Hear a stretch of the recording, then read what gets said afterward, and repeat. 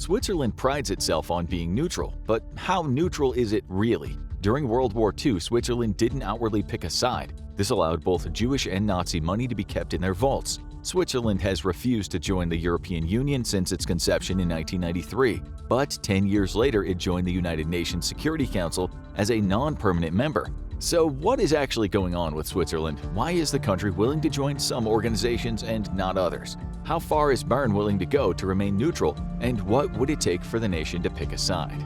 Before we dive deeper into the key reasons why Switzerland has refused time and time again to join the European Union, let's first take a quick look at what neutrality means to the country and why it might not be as clear-cut as you might believe. When you think of Switzerland, you probably think of Swiss banks with loose regulations where money and riches can be safe from the authorities and foreign governments. You also probably picture the Swiss Alps and a beautiful landscape that's been spared from conflict for over a century due to its neutral stance. Oh, and cheese with holes in it.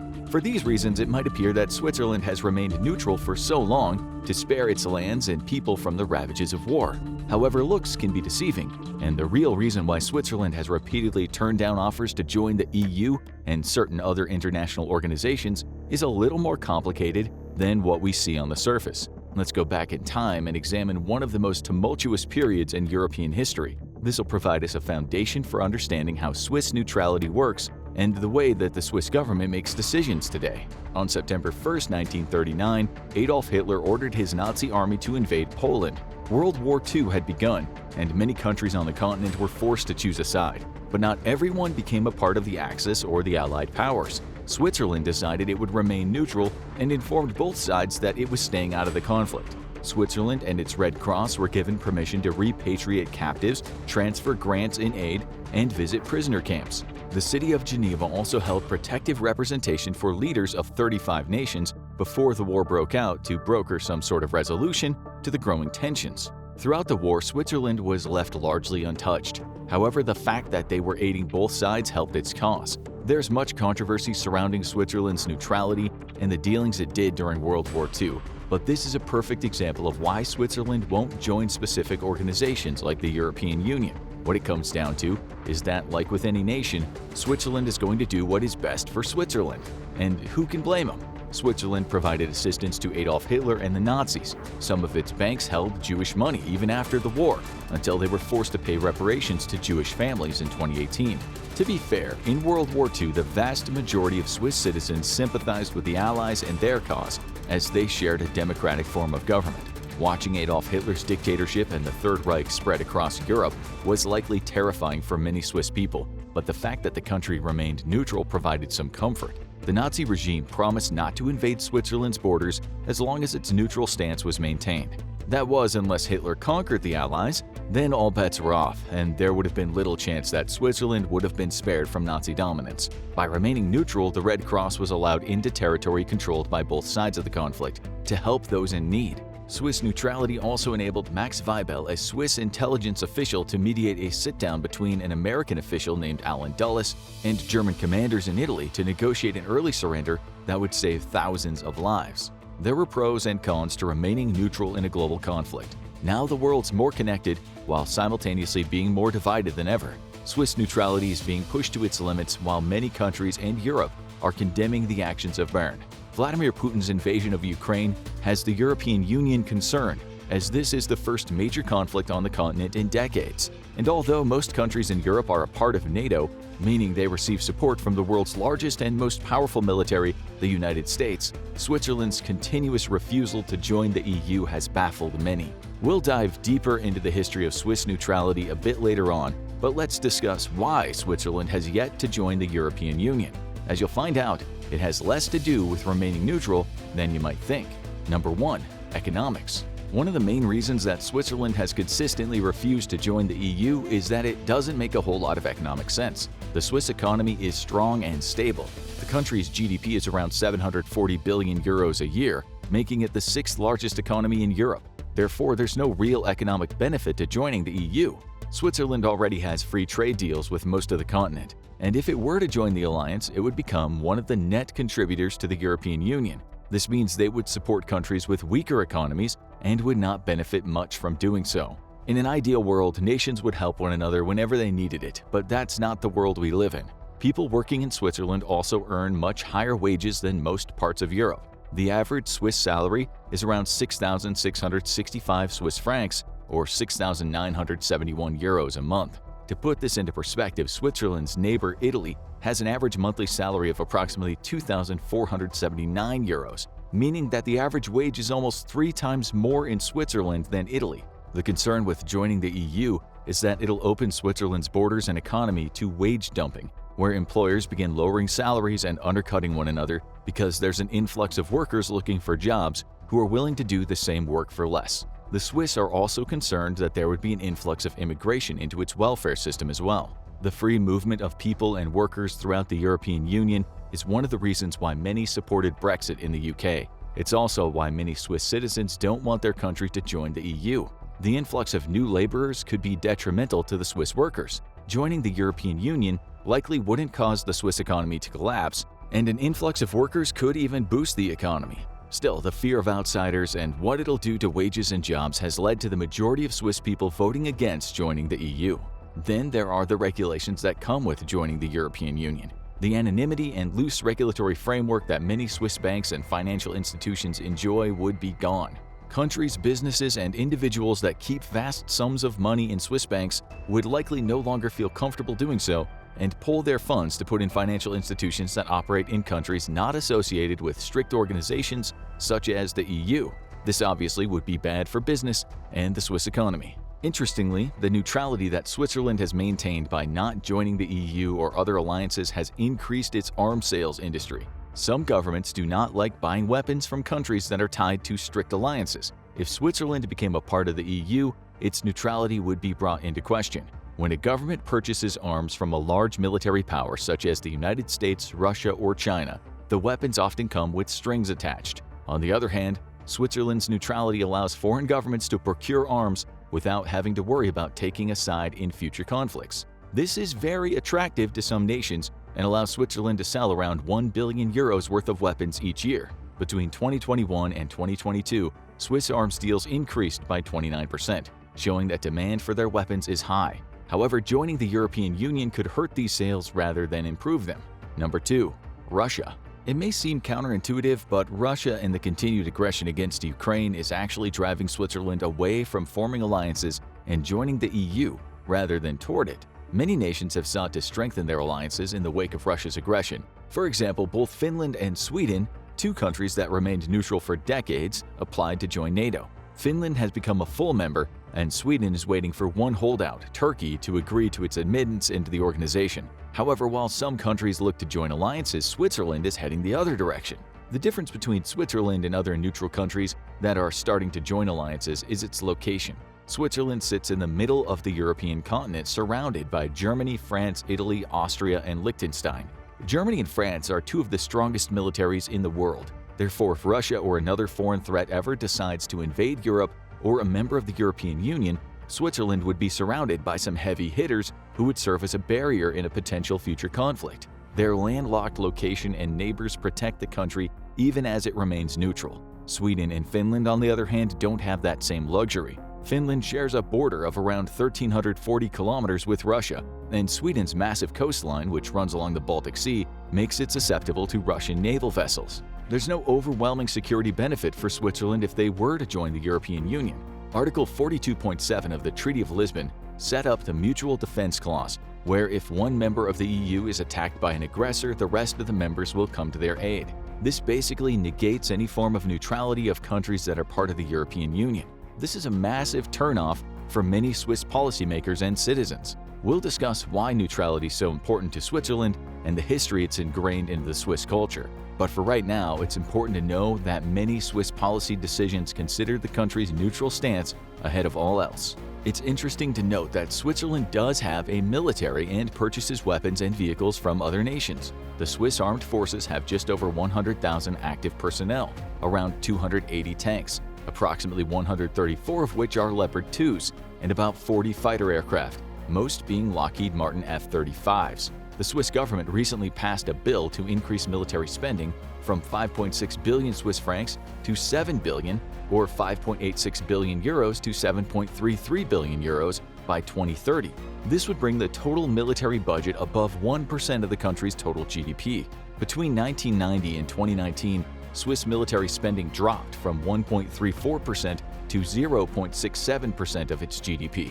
Number 3. Politics. Joining the European Union is inviting to countries that have struggled through tumultuous governments in the past. The EU provides a form of stability in that all nations that are part of the organization must maintain a form of democratic government. This allows populations in the EU countries peace of mind. This is incredibly important for nations that were formerly part of the Soviet bloc or experienced some form of fascism in the past. Switzerland has maintained a stable democratic government for over a century. The trauma that's associated with living under an oppressive regime is long-lasting in a population, but this is not something Switzerland has had to contend with. The Swiss government has stood staunchly neutral in foreign affairs ever since the end of the Napoleonic Wars, when it regained its independence. It's worked so well for so long that the government and Swiss citizens are hesitant to change the diplomatic view of the nation. Staying out of the European Union has given the Swiss government the autonomy to continue doing business as usual, allowing it to do what's best for Switzerland itself. This means the nation can continue to be a neutral ground where countries broker peace deals or conflicts can be discussed. If Switzerland became part of the EU, the autonomy to carry out impartial negotiations would be lost. And since Switzerland prides itself on being a safe space for discussions to occur, the policies of the government must reflect that stance. Switzerland is content with looking inward and bringing its citizens prosperity. The European Union allowed countries like France and Germany to extend their power and influence on a global scale. Bern has little interest in influencing global matters or expanding its control beyond its borders. Instead, by staying out of the European Union, Switzerland has remained autonomous, and it isn't forced to support other nations in the alliance to further foreign interests. At the individual level, the Swiss people hold tightly to their direct democracy. Many fear that joining the European Union would take away some of their political power that they hold today. For example, joining the alliance would restrict particular referendums that would not conform to EU ideals. For the most part, the Swiss do not want to see changes made to their own government, especially when they're dictated by outside forces, such as the European Commission. Therefore, joining the EU is not just unpopular at the government level, but at the individual level in Switzerland as well. When polled on why they don't want to join the EU, the #1 concern for most Swiss citizens is that it would jeopardize their nation's sovereignty. This has led to slogans being created against Switzerland joining the EU, such as "foreign judges." The people of Switzerland embrace their independence and do not want outside forces interfering with how their country is run and how their lives are lived.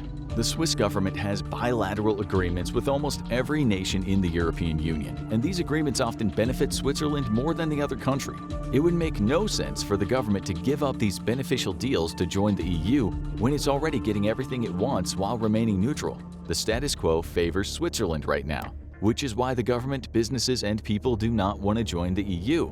But how did Switzerland get into such a strong position while remaining neutral for so long? And how has the past influenced the decisions being made in the present and the future? For the answers to these questions, we'll need to go back in time and examine how Switzerland got to where it is today.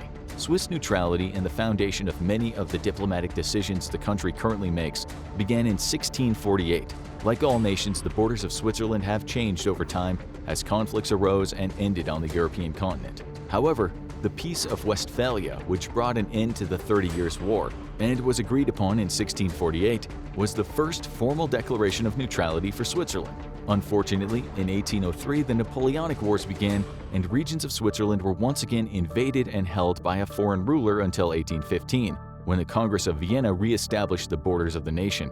Ever since then, Switzerland has remained neutral, at least to a certain extent. When Switzerland declared it would be a country of perpetual neutrality going forward at the Congress of Vienna, an agreement was made that the nation would not take part in future conflicts or provide mercenaries to any other country.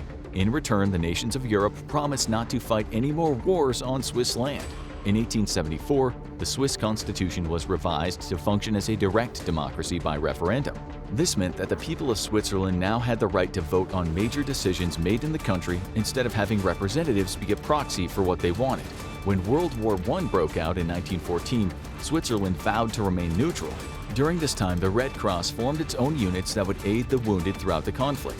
After the conclusion of the Great War, the Treaty of Versailles once again reaffirmed Switzerland's neutrality. In 1920, Switzerland joined the League of Nations, which meant the government would work closely with other nations in Europe to maintain peace. The headquarters of the League was established in Geneva. However, over the next 2 decades, peace would fall apart, and Europe would be plunged into a Second World War. When the Nazis invaded Poland in 1939, Switzerland's Federal Council declared the nation would once again remain neutral. This was somewhat true, as Switzerland and its institutions would aid both sides, but would engage in some questionable practices when it came to collecting and storing both Nazi and Jewish money. It has been argued that Switzerland's neutrality during World War II was an act of cowardice that allowed the Swiss government to distance itself from the Nazi atrocities while simultaneously benefiting from laundered German money. Others state that since Switzerland remained neutral, it allowed them to act as a mediator and bring the war to a close. The neutral nature of Switzerland and the ethics of its stance during World War II are still debated by historians. In 1959, Switzerland became one of the founding members of the European Free Trade Association. During this time, its 4-party government system was developed, which became known as the Magic Formula. Having 4 parties allowed for political stability and the balancing of ideas and ideologies in the government itself. However, there were still some difficulties and nationalist views that would arise. Right-wing groups campaigned to restrict the entry of foreign workers, and it wasn't until 1971 that women were given the right to vote in federal elections in Switzerland. It would take another 14 years after that for a referendum to finally pass that guaranteed women legal equality with men within their marriages. The Swiss people were still staunchly neutral during this time, and a referendum in 1986 for Switzerland to join the United Nations was shot down by a margin of 3-1.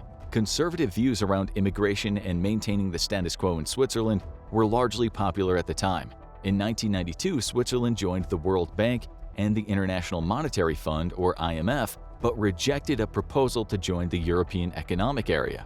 This was because joining the EEA would have resulted in more restrictions for Swiss businesses and served no real benefit to the country itself. For many nations, it became clear Switzerland was cherry-picking which organizations to join and deals to make in order to further its economic aspirations. The Swiss government had no intentions of becoming closer to the rest of Europe to create a more unified political, economic, and military organization.